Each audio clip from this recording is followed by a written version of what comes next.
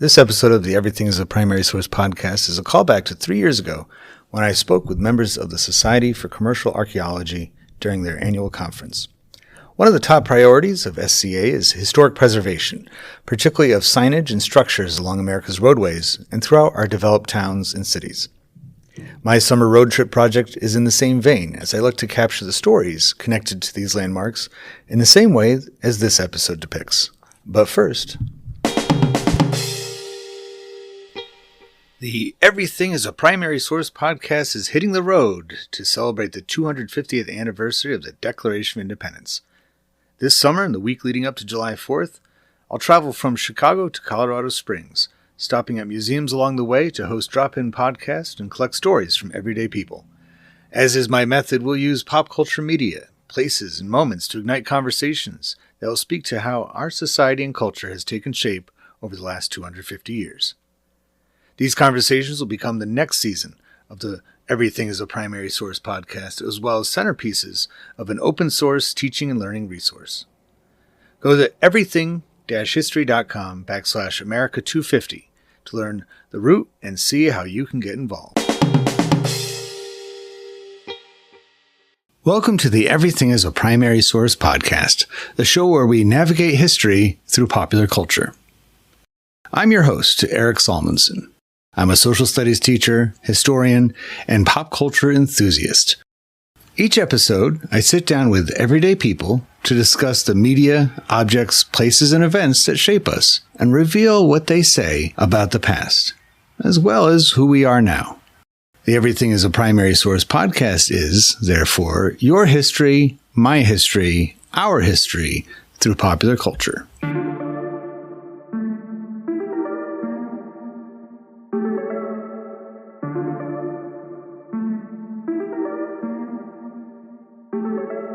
Because I was talking to a friend one day and I said, I have this really, bizarre love of roadside architecture and old diners and neon signs. And I thought I was, weird and alone in that.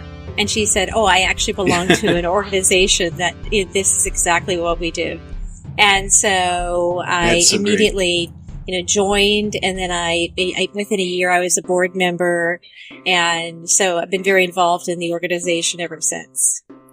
And you're definitely not alone in that. Those things are just incredible, and I gotta say, you live in the perfect part of the country for a lot of those kinds of features. And do you think that's what contributed to your interest in it? Definitely. I'm someone who is naturally interested in history and ruins. So, a lot of mine goes back all the way to Roman ruins and things like that.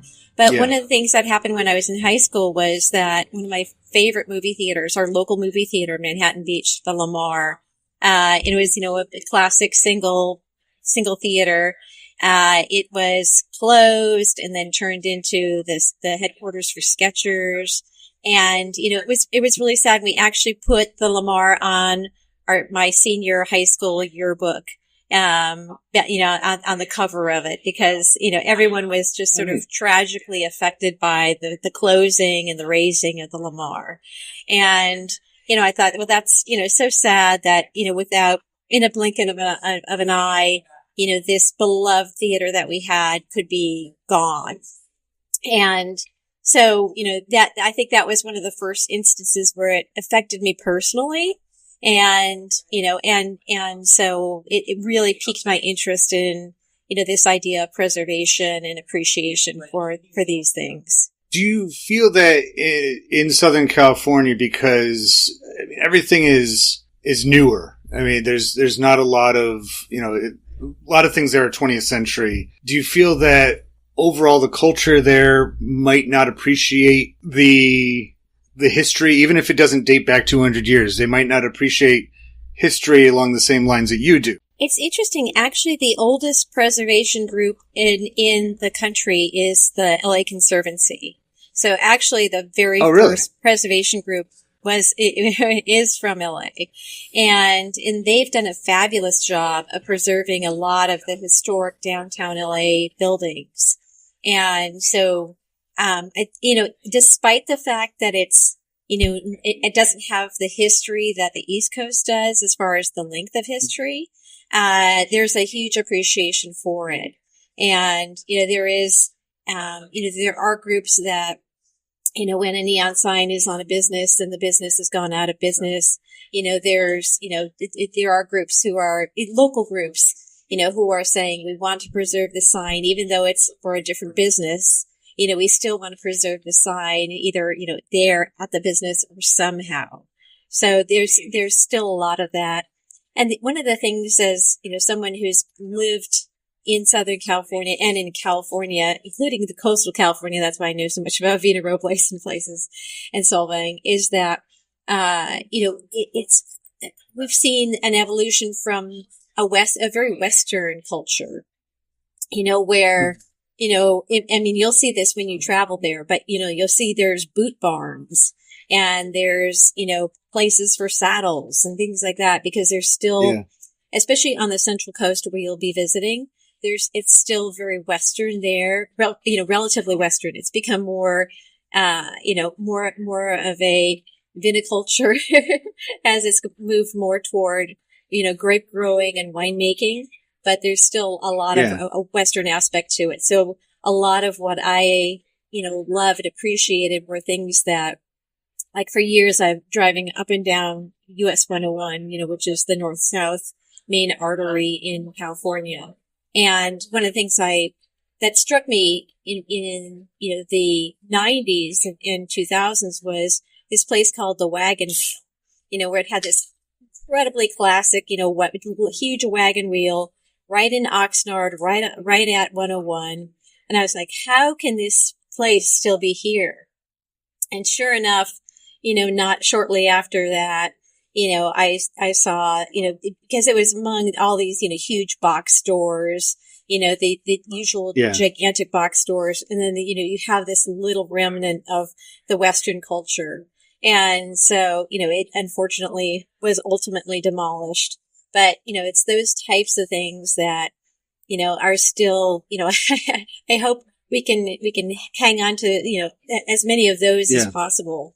And I heard that a local bar has now done a little homage to the wagon wheel, which is nice.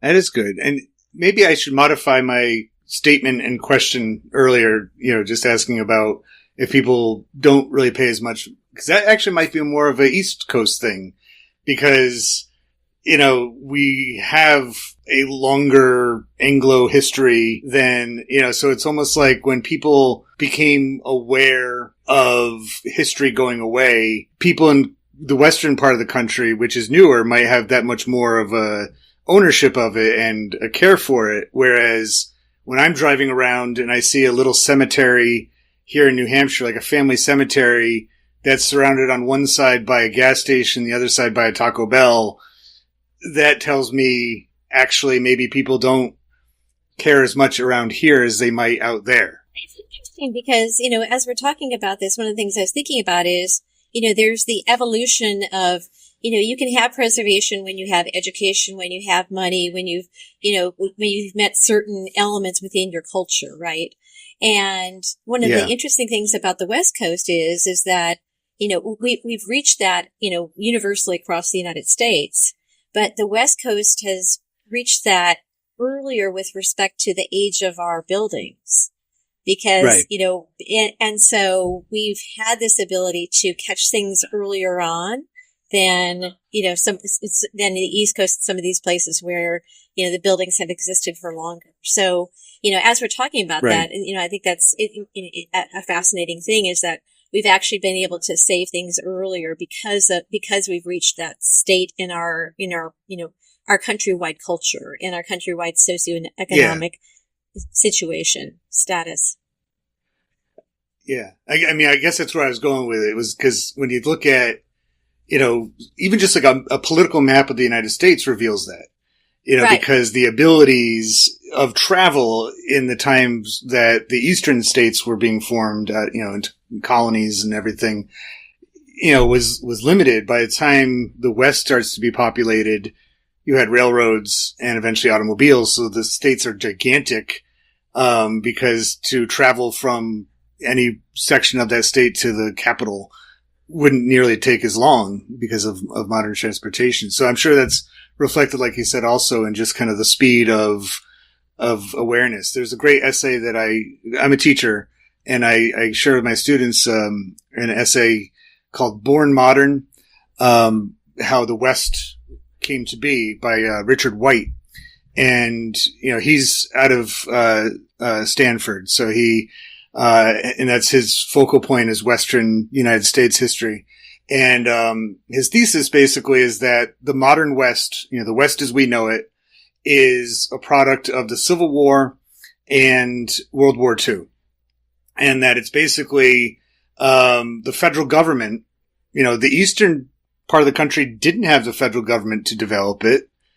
But 13 of the states predate the federal government, whereas much of the West had the guidance of, I think a good part of Nevada is still owned by yes. Washington, basically. So right.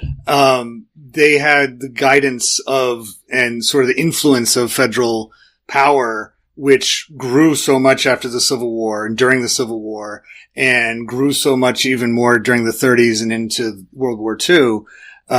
So what you're seeing, he also, I saw him on another clip one time, referring to the West as being far more urban than rural. Than most people think of the West as, like you said, cowboys and, wide open spaces. That doesn't mean those spaces are actually occupied.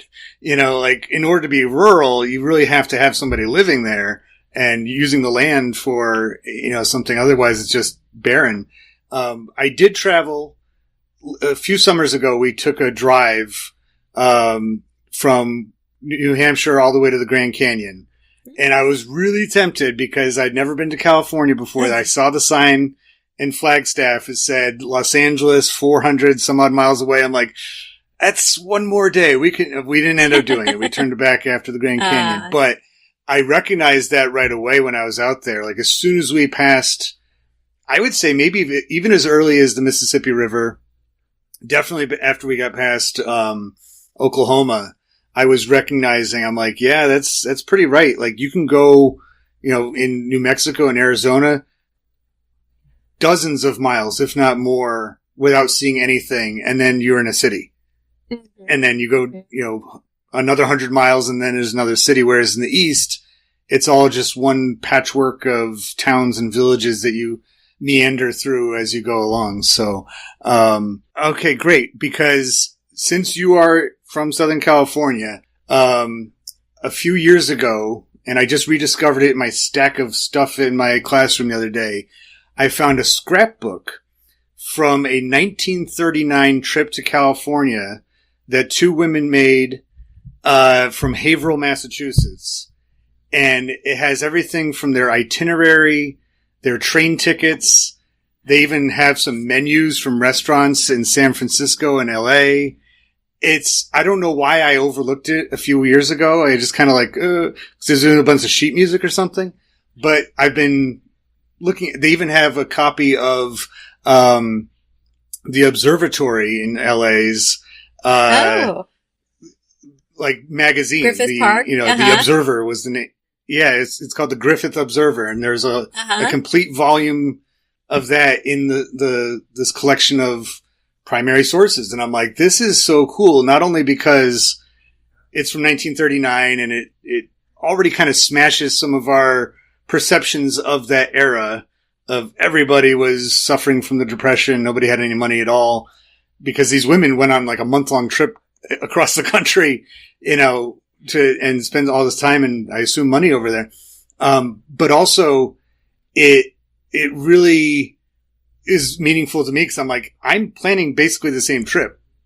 I'm going to be taking airplanes this time, but I'm like, the timing of discovering this and some of the things that, it still has a ticket book from the parlor car that they took from San Francisco through Yosemite all the way down to, LA. So, maybe, at the very least you can read the essay, and if maybe we'll be in touch when I come to California and you can show me around a little bit. I would be more than happy to. And while I'm thinking of it, I just recently got, half-season tickets to the Dodgers, and there's a place in Echo Park right near Dodger Stadium. It's called Frenchie's, and supposedly it is the place where French sandwiches were invented around Really? the very early 1900s. And the place is still in business, and it's still hugely popular. It just has an incredibly long line. So we'll have to check that out. My wife is a big French dip fan, so. Oh, perfect. Yeah. So, Excellent. But, well, I love these connections that I make. Whenever I do podcast karaoke, and this is the first one I've ever done virtually, but whenever I do this where people come to me and I talk, I learn so many incredible stories, and you are definitely on that list of really interesting people that I'm so glad I got to talk to. Likewise, and I'm very happy to give you any advice you'd like, and host you around it when you come out here. Popular culture, by definition, connects and unites us, and proves that people of different backgrounds, in fact, have a lot in common with one another. I hope you enjoyed this conversation, at least in part, for that reason. If it connects with you and you'd like to add to it, or any of the podcast episodes, just visit everything-history.com and search for the Everything as a Primary Source project, which can be found in the classroom section of the website. We'd love to hear what you have to say. Be sure to rate and share this podcast wherever you are listening to it now, and follow Everything as a Primary Source on social media, including YouTube and especially Instagram. Thank you for listening to the EPS podcast, where everything is a primary source.